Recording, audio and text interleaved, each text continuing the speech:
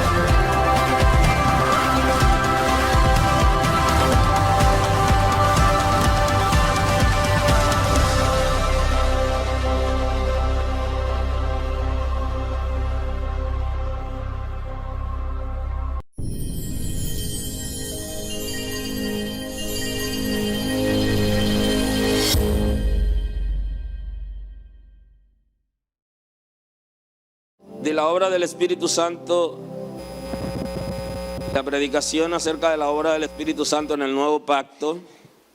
Hoy tenemos hoy otra predicación acerca de la convicción y hablamos de convicción de juicio. Y quiero compartir el texto con ustedes. En Colosenses capítulo 2. El versículo 13, vamos a tener la escritura el día de hoy.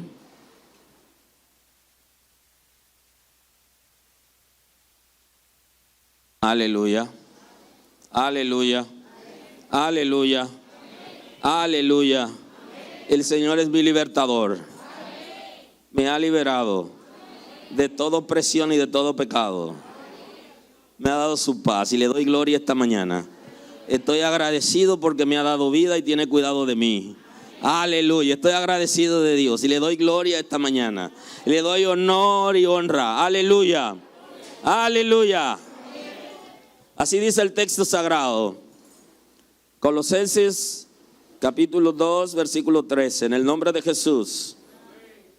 Y a vosotros, estando muertos en pecados y en la incircuncisión de vuestra carne, os dio vida juntamente con Él, perdonándoos todos los pecados, anulando el acta de los decretos que había contra nosotros, que nos era contraria, quitándola de en medio y clavándola en la cruz, y despojando a los principados, a las potestades, los exhibió públicamente, triunfando sobre ellos en la cruz.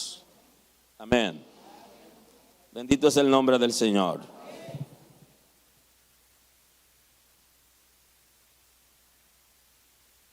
Hablando de convicción estos días, y hoy hablamos de la convicción de juicio. Conforme al texto que tenemos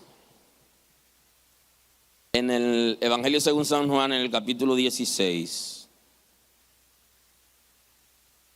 en el versículo 11, dice: por cuanto el príncipe de este mundo ha sido ya juzgado.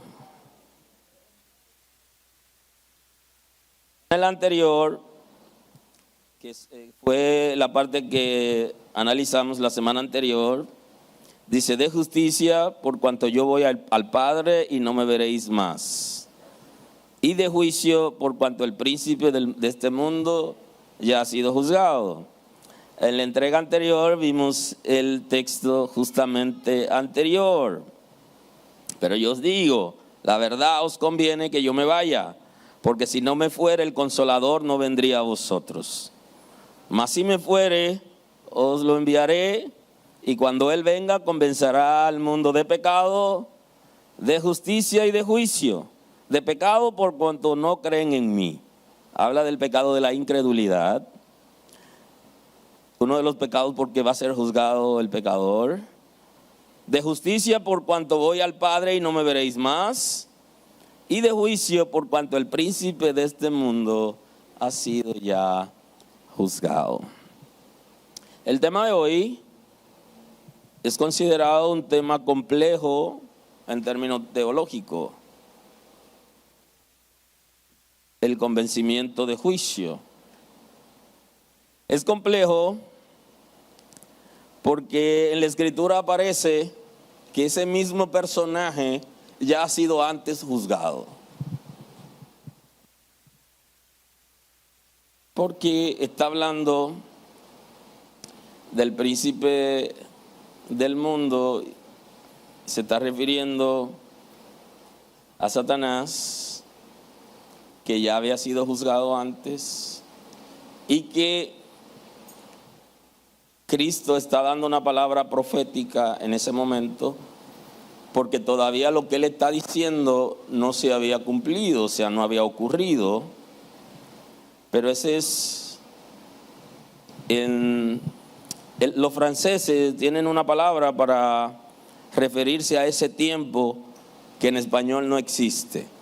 Ellos hablan del futuro proche, es como el futuro próximo, es lo que va a ocurrir más adelante, pero casi ya, es casi está ocurriendo. Ese tiempo, sí el francés sí tiene esa parte, ese tiempo lo tiene, lo que va a ocurrir casi ya. Por eso a nosotros en nuestra lengua se nos hace un poquito más difícil poder entender como el futuro próximo, lo que casi está ocurriendo, que Jesús está profetizando como que ya ocurrió. ¿Por qué él está diciendo como que ya ocurrió? O porque él ya está proyectando que él ha cumplido el tiempo y que ya su ministerio estaba en el ocaso. Él no había ido a la cruz, pero ya él está hablando como si lo hizo. Por eso es que en la oración del capítulo siguiente, si usted la lee, él está hablando en pasado ya. Pero aquí es una profecía no para el futuro lejano, sino a punto de cumplirse. Está dando esta palabra y por eso él habla de ya ha sido juzgado, y él no se está refiriendo al primer juicio que Satanás había sido sometido, sino al segundo juicio que él iba a ser sometido en la crucifixión de Cristo. Y a eso se está refiriendo Cristo. Es toda una palabra profética de lo que va a ocurrir o está a punto de ocurrir.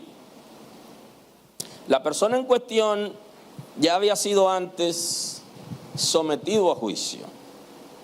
Y Jesús le llama el príncipe de este mundo y se refiere al que dirige el engranaje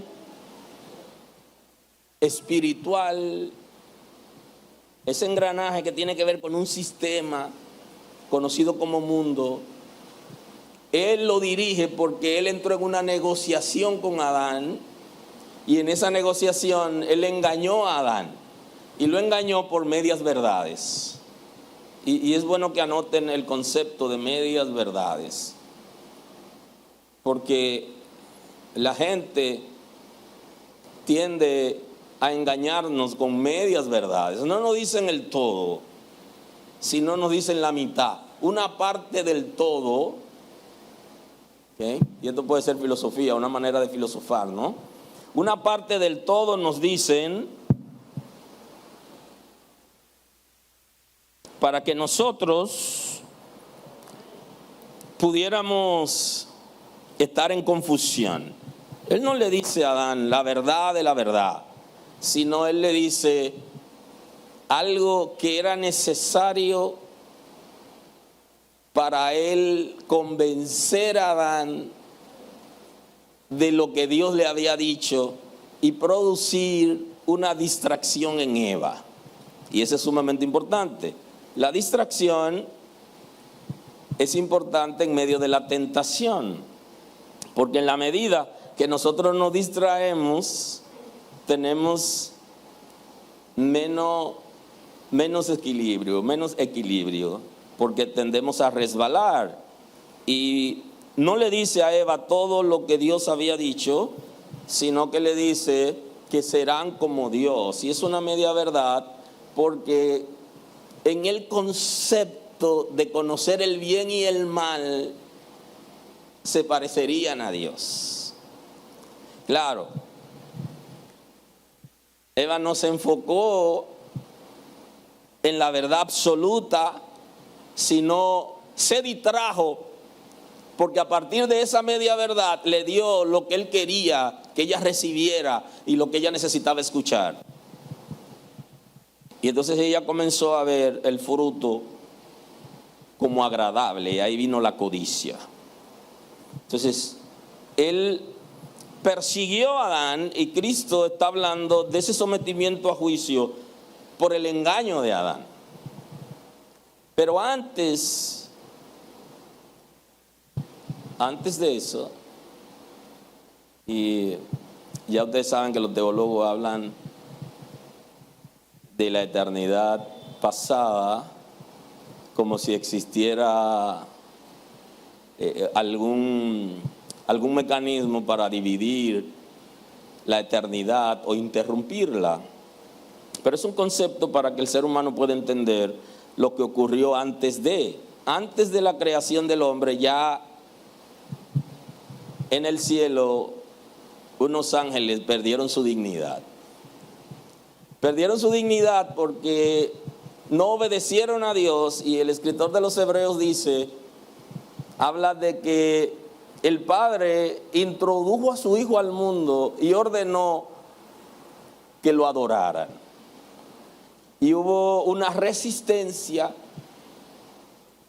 en unos ángeles de adorar a Cristo y de someterse cuando Él lo introduce en el mundo, y hablo de la alta creación. Y entonces aquí hubo una rebelión encabezada por Satanás, en este caso, que es uno de los nombres que lo conocemos en el mundo físico, con el que se traduce a nuestra lengua y al mundo físico. Y entonces produjo una rebelión porque él conquistó otros ángeles, una resistencia a adorar a Cristo, y decidió levantar un trono similar al del Altísimo, paralelo al Altísimo, para tener quienes lo adoren.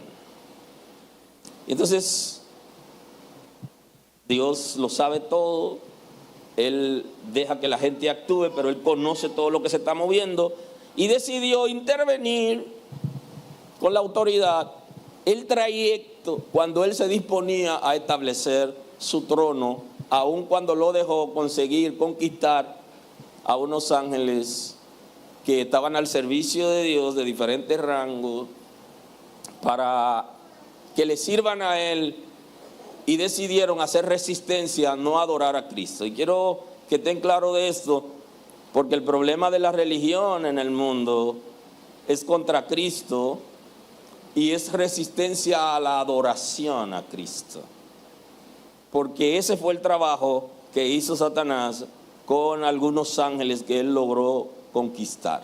Entonces él fue sometido a un juicio por cuanto no guardó la dignidad y no se sometió a la obediencia de Cristo para adorar, y él fue sometido a juicio. Entonces cuando él es juzgado, yo hablo del primer juicio, él es despojado de su investidura por cuanto no guardó la dignidad, y ya no podía estar en el lugar sagrado. Él fue despojado.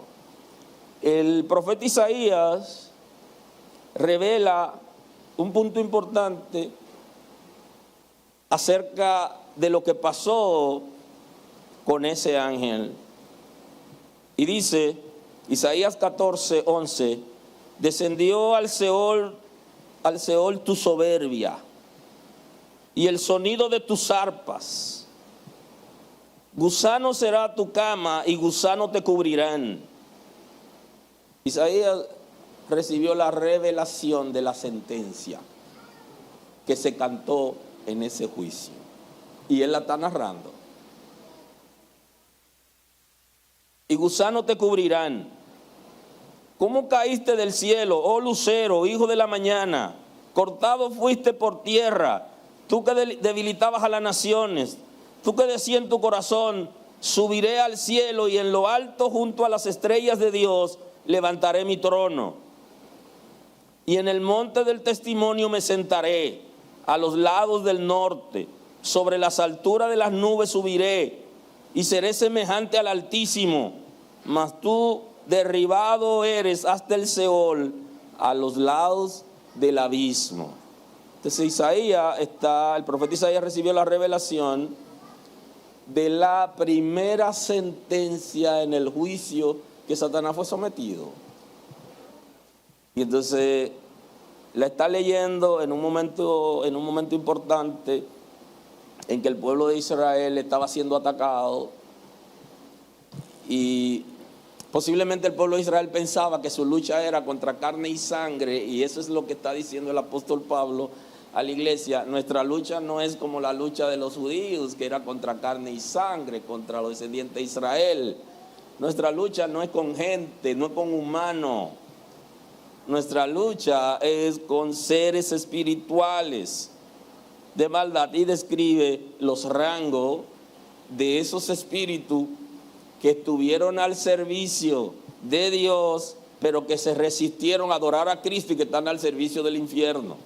Y entonces, ese juicio es importante porque ahí es donde él recibe dos nombres. Recibe el nombre de ser adversario, Satanás, y recibió una condena que se llama la condenación del diablo.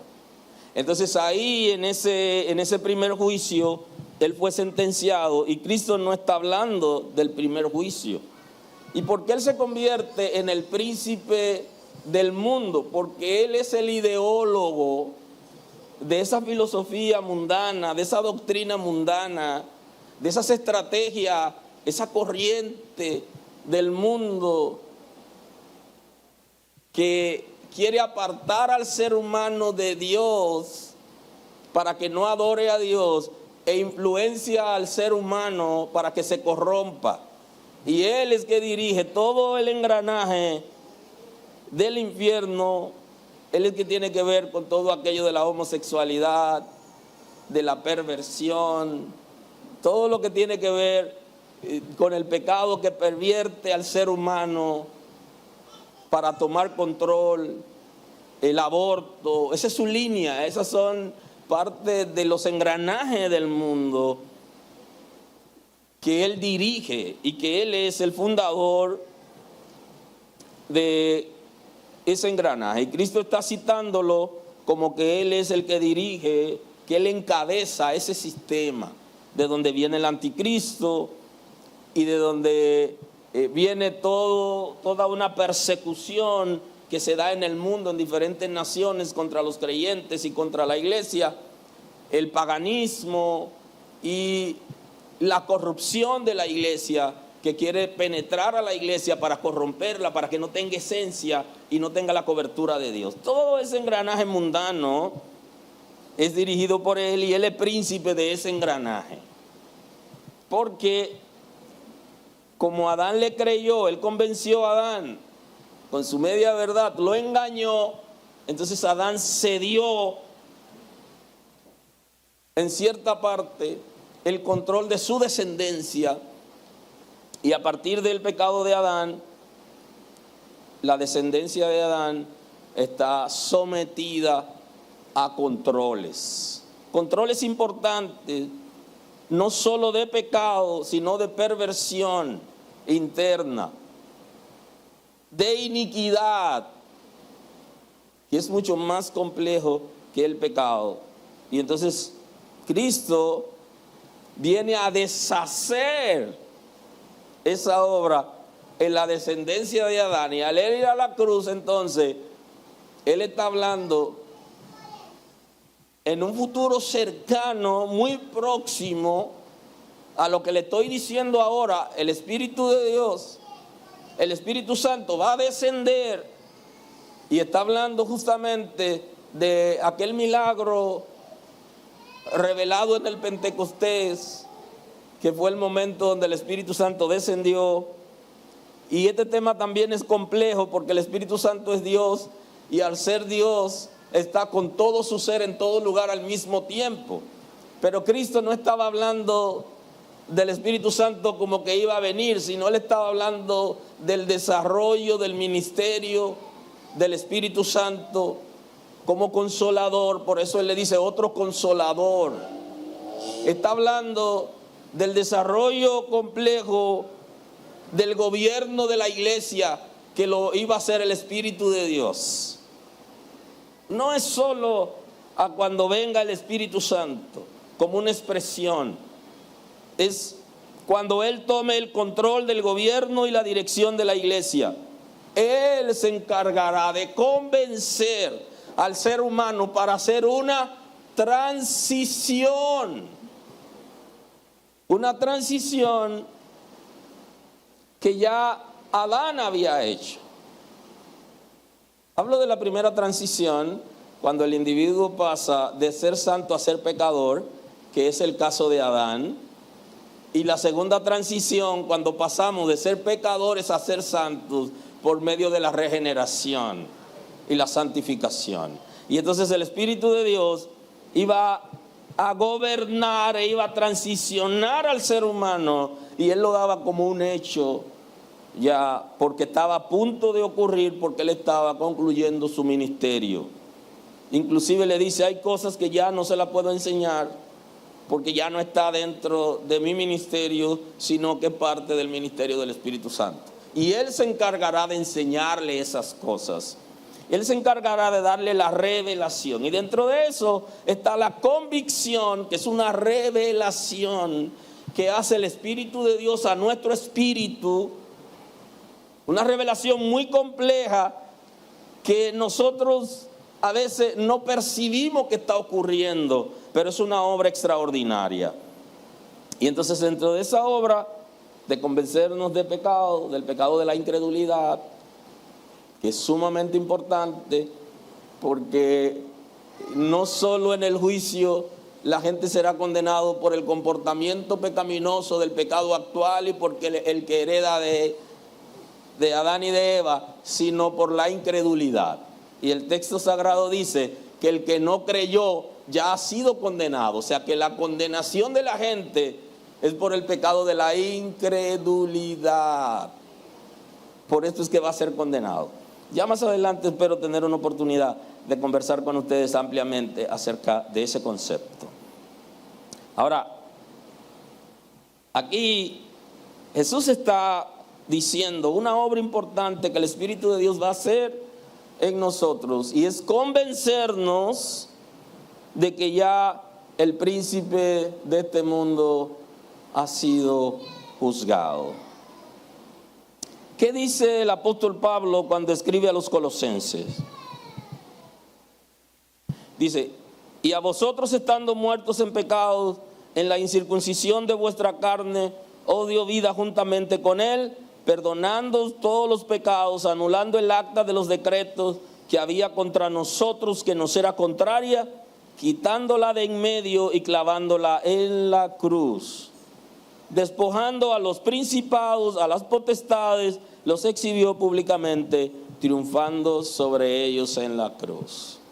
Aquí no lo hace como en la carta a los Efesios, que describe la jerarquía, sino que se refiere en términos general a ellos como potestades, ¿verdad?, y principados. Y ahí lo engrupa a todos los, en el orden jerárquico, que sirven al infierno.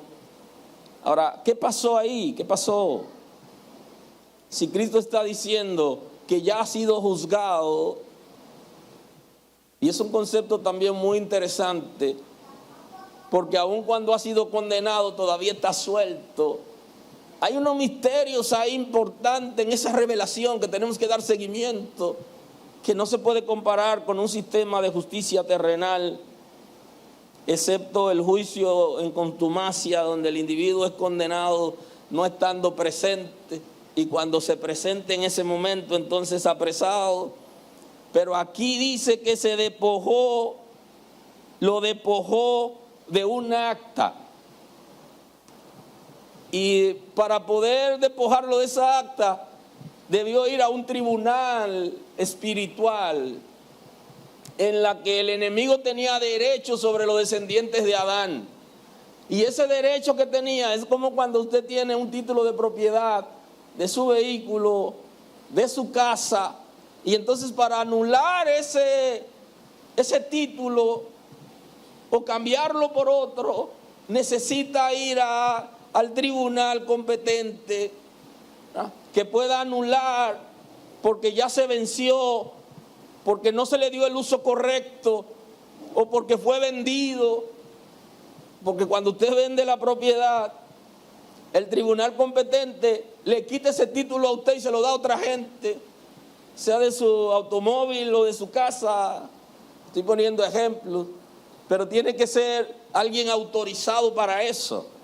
Y entonces aquí Cristo está hablando justamente, el príncipe del mundo ya ha sido juzgado, se le ha quitado el derecho que tenía en un tribunal espiritual que decía que los descendientes de Adán le correspondían a él, producto del pecado de Adán y del engaño que le hizo a Adán.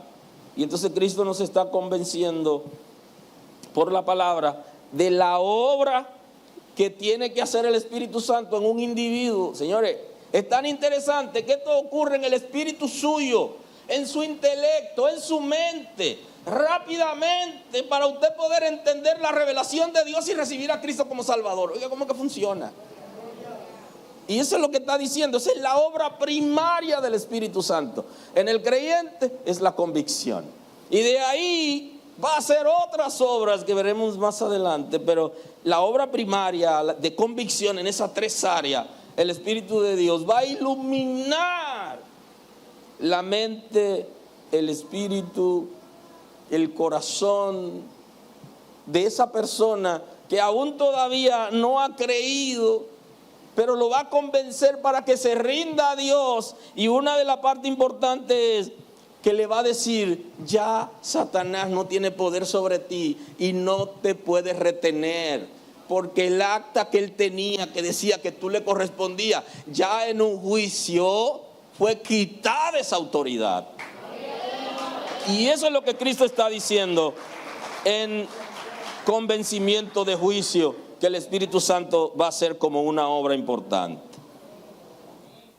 Dice: todos los pecados, anulando el acta de los decretos que había contra nosotros, que nos era contraria, quitándola de en medio y clavándola en la cruz.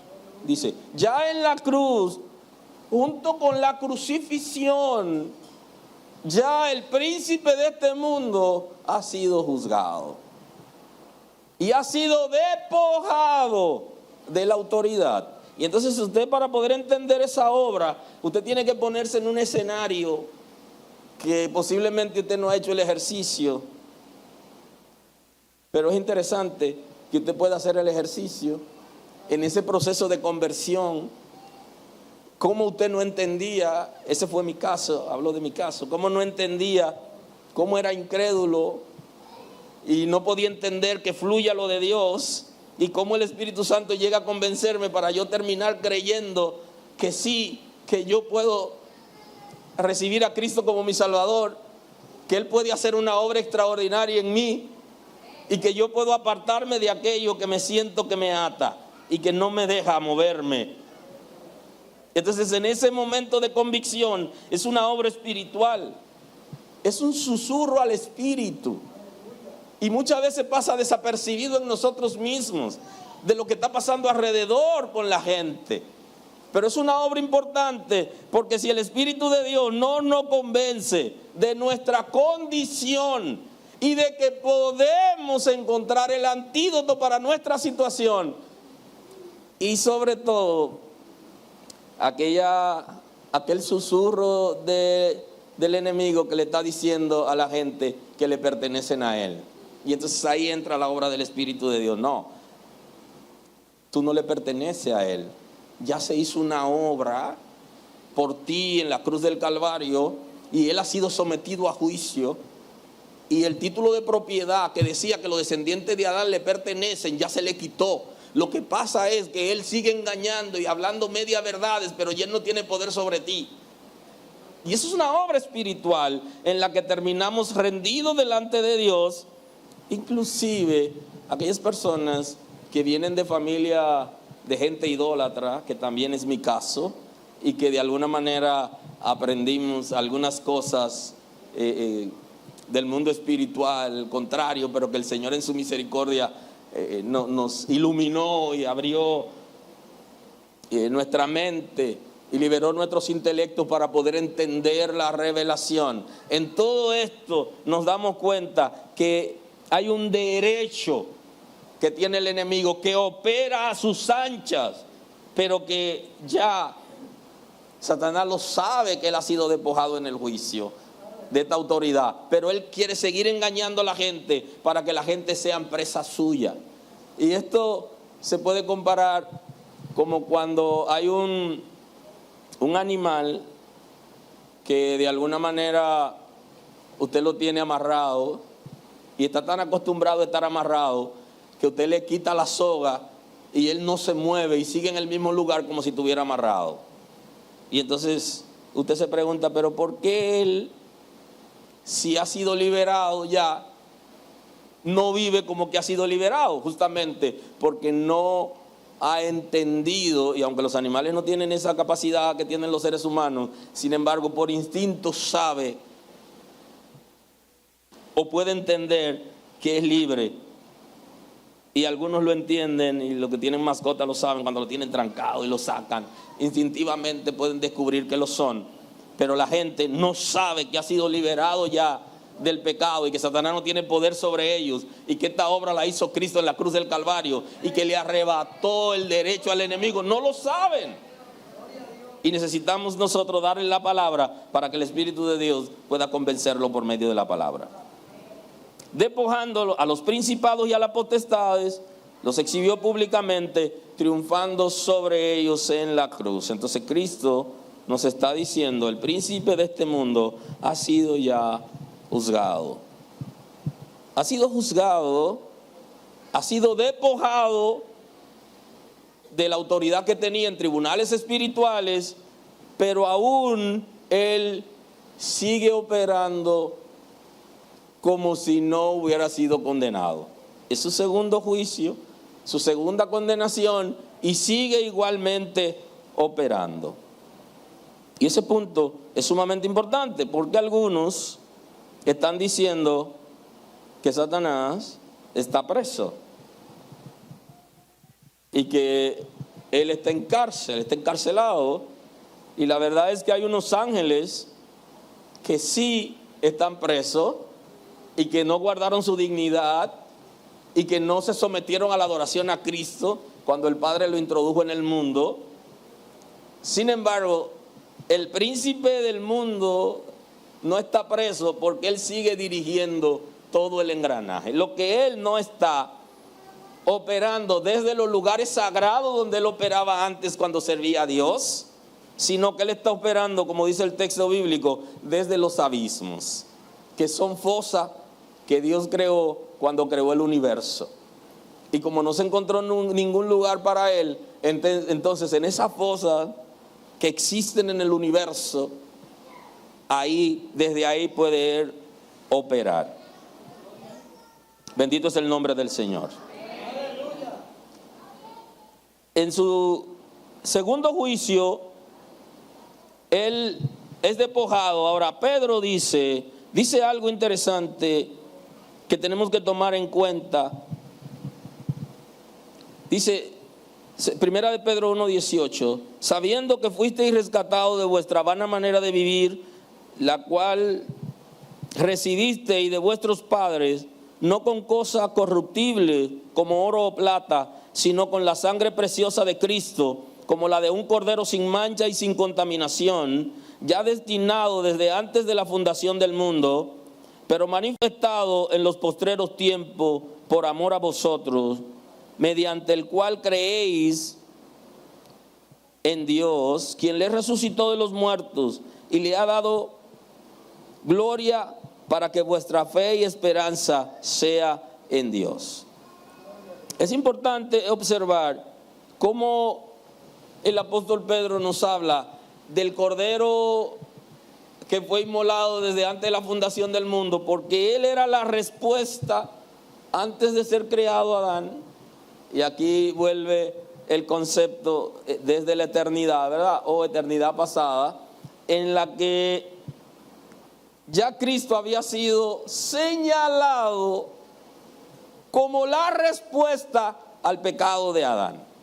Y Cristo, cuando habla del juicio del príncipe del mundo, está diciendo, ya se cumplió la palabra, y ya saben que no se había cumplido en ese momento, pero él estaba dando una palabra profética para el futuro próximo, que estaba a punto de cumplirse.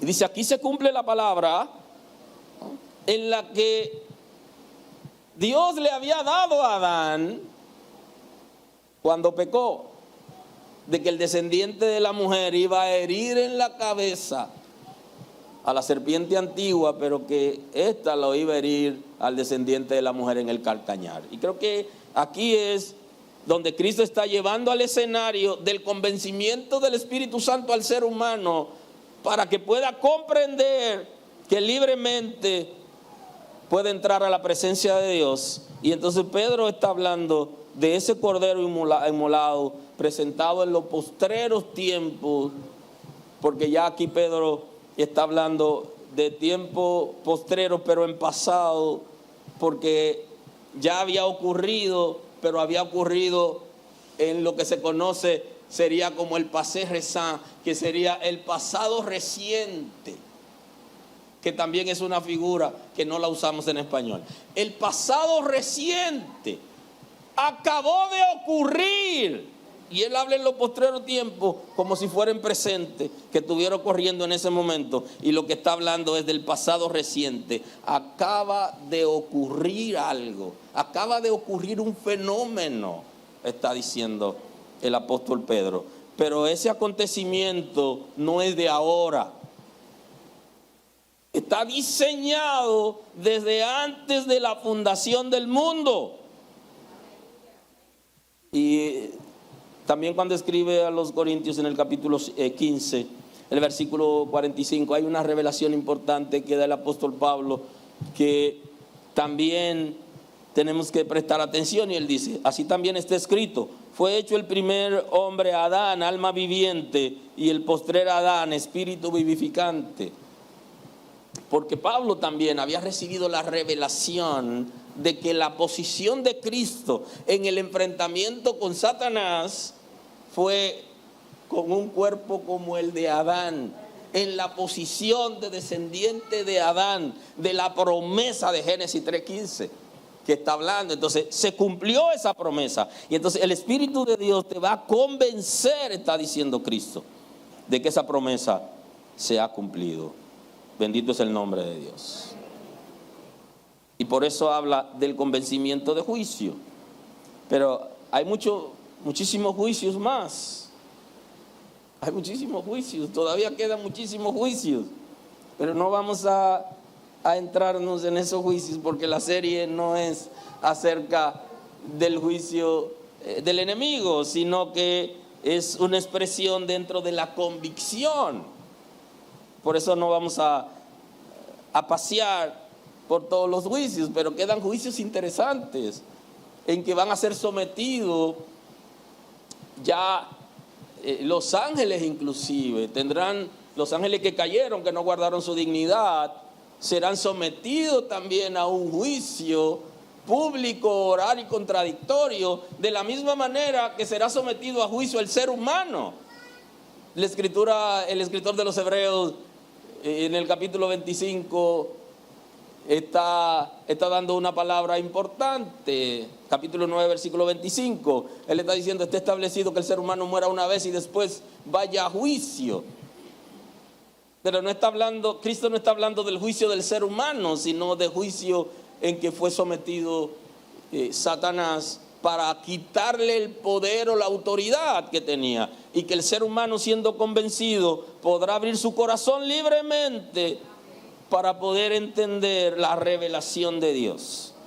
Así que en la obra primaria del Espíritu Santo nosotros tenemos la obra de convicción de pecado, de convicción de justicia y de convicción de juicio. Y voy a leer el texto, solo puedo leerlo y luego ya estoy a punto de cerrar la predicación de hoy por causa del tiempo.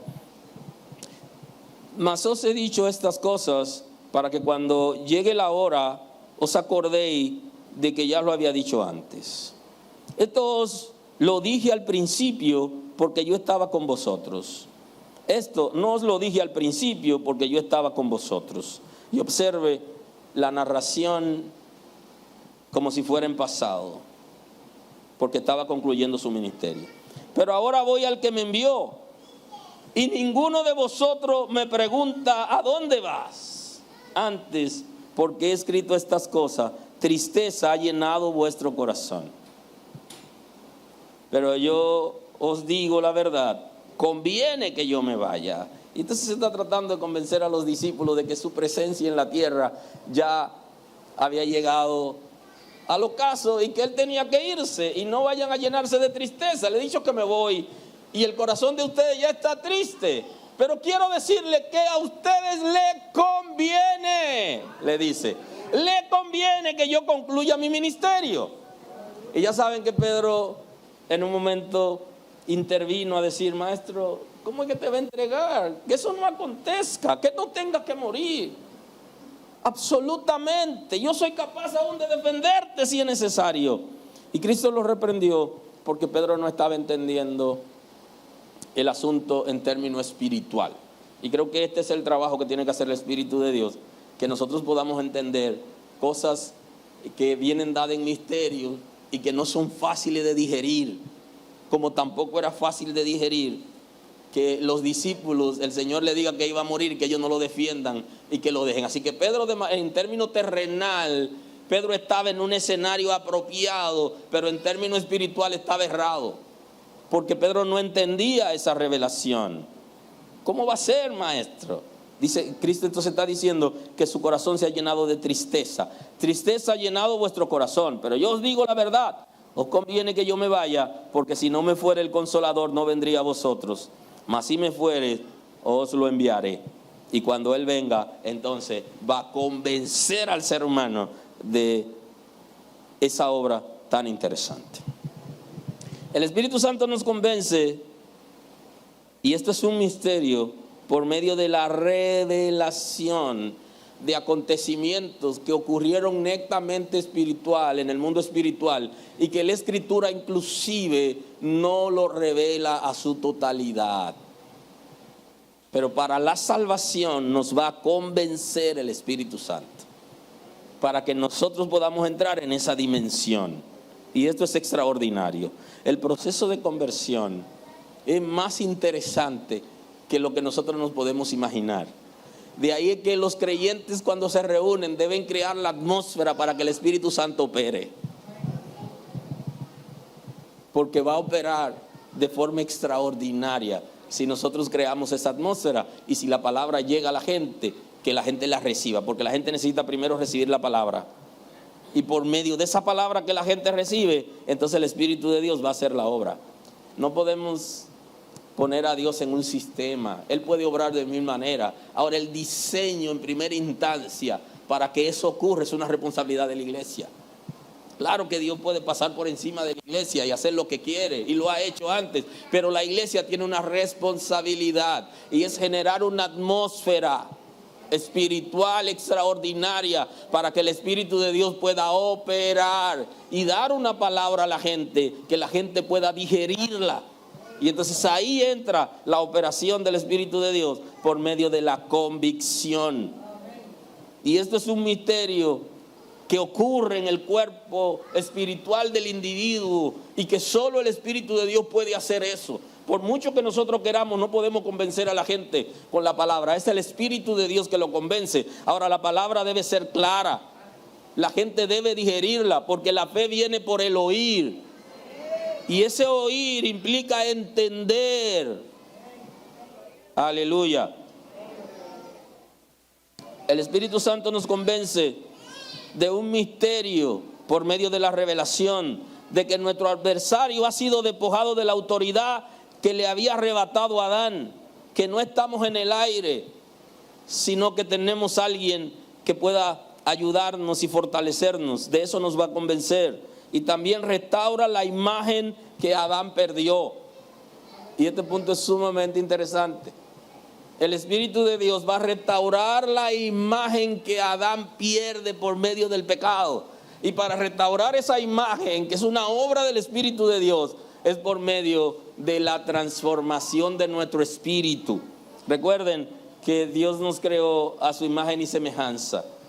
Y Adán cuando peca, pierde la imagen de Dios. Ya no es la imagen de Dios, pero sigue la semejanza de Dios en el ser humano pecador, y por eso puede desarrollarse, tiene capacidades y habilidades, sirva a Dios o no, puede hacer grandes cosas, porque Dios así lo ha creado.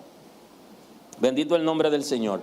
Pero la santidad y la capacidad para proyectar la imagen de Dios la perdió. De ahí es que hay una profecía justamente en Isaías que le dice al pueblo de Israel que sobre ellos será vista su gloria. O sea que ellos tendrían la capacidad para proyectar la gloria de Dios, la imagen de Dios al mundo. Bendito es el nombre del Señor. Que se cumplió la promesa de redención, está convenciendo el Espíritu Santo. Que hay una oportunidad de reconciliarse con el Creador. Que aquel pleito casado desde Adán, hay una oportunidad para restaurar esa relación, para restaurar la imagen que se había perdido. Y ya cerrando en 30 segundos más del tiempo que debería, le digo hoy que el enemigo ha sido juzgado y despojado ya en varias ocasiones. Al principio, cuando se reveló a adorar a Cristo, que no guardó su dignidad y que hizo proselitismo para conseguir ángeles que le sirvan, ya ha sido despojado de su investidura y de autoridad y juzgado. Y en segunda instancia, en el sacrificio de Cristo, ha sido despojado de la autoridad que tenía sobre nosotros. Satanás no tiene autoridad sobre ti, no puede operar sobre ti, no tiene derecho sobre ti, porque ya Cristo se lo ha quitado.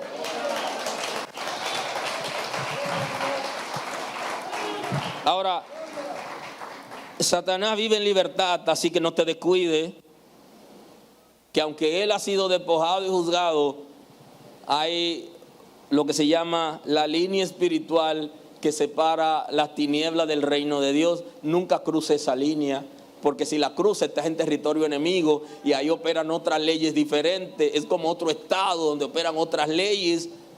La línea limítrofe que divide las tinieblas de la luz, y esa línea hay que respetarla. No olvide eso, porque si tú cruzas para allá, él va a operar sobre ti y entonces puede hacer cosas difíciles en tu vida porque tú le estás cediendo el derecho. Y ese es el concepto cuando la gente habla de legalidad. Es el derecho que tiene Satanás sobre alguno de nosotros porque libremente le abrió una puerta para que él opere. Así que tenemos que cerrar toda puerta y toda posibilidad de que él entre y opere. Aleluya. Sé sobrio, dice el apóstol Pedro, y velad, porque vuestro adversario el diablo, como león rugiente, anda alrededor buscando a quien devorar. Le dice: sean sobrios, sean moderados, sean controlados. Y hay un término aquí que aparece varias veces en la Escritura, y es velar, y está ligado a lo que se conoce como inteligencia espiritual. Saber percibir, discernir por dónde viene el enemigo a atacar. No se olviden de eso. Por eso que Jesús le está diciendo a sus discípulos: orad y velad. Le está diciendo oren, pero sean inteligentes. Tienen que saber por dónde el enemigo viene a atacar. ¿Qué está cocinando? ¿Qué se trae? ¿Qué está haciendo? Entonces tenemos que desarrollar inteligencia espiritual. Y Pedro está diciendo eso. Para los que creen que Satanás está amarrado, entonces Pedro le está diciendo, tengan cuidado. Sean moderados, controlados, sobrios. Manéjense con altos niveles de controles. Sean inteligentes espiritualmente. Porque vuestro adversario, y ese es un título que se le dio a Satanás cuando se resiste a adorar a Cristo y conquista ángeles para que lo adoren a él e intenta poner el trono. Entonces él se convierte en un adversario, el que adversa las cosas de Dios y el reino de Dios, el que adversa lo bueno. Ese es su trabajo. Y entonces aquí le llama vuestro adversario el diablo, utiliza el segundo término, que es la condenación, que él cayó porque se sublevó. Aquí aparece también, dice, como león rugiente anda alrededor buscando a quien devorar. Él ha sido despojado, juzgado, condenado, lo que usted quiera, dice la palabra, pero todavía no ha sido encarcelado, y eso ocurrirá después que la iglesia sea arrebatada. Aleluya. Porque después de las bodas del Cordero, cuando regresemos, y ya eso es escatología, eso es otra dinámica y otro mundo por allá. El adversario ya no tiene autoridad sobre ti si el Espíritu de Dios vive en ti. Y tiene que grabarte eso. Si el Espíritu de Dios vive en mí, el adversario no tiene poder sobre mí. Si mi casa está en orden, el adversario no tiene poder sobre mi casa. Si yo estoy en obediencia delante de Dios, el adversario no tiene poder sobre mis hijos. ¿Por qué? Porque la cobertura es usted. Y si usted no tiene compromiso con él, él no tiene poder sobre sus hijos. Aleluya. Porque él ha sido derrotado, ha sido juzgado y se le quitó el derecho que tenía sobre nosotros. Pero tenga cuidado, dice la palabra. Todavía no lo han apresado, está suelto. Y anda como un león. ¿Ok? Y un león, ¿ya? Usted puede entonces analizar características de un león, él la tiene. Lo que hace que despedaza, acecha la presa. Ten acecho. Y entonces lo que está diciendo la Escritura es, Satanás te está acechando. Y ten cuidado que te está acechando. Y quiere que devorarte, eso es lo que dice el texto. Y está buscando a quien destruir. Aleluya. Pero si el Espíritu de Dios vive en mí, él no puede operar sobre mí. Porque él ha sido ya derrotado por Cristo en la cruz del Calvario. Y por su sangre mis pecados son perdonados. Y cuando soy perdonado de pecado, ya él no tiene legalidad sobre mí. Porque ahora yo le pertenezco a Cristo.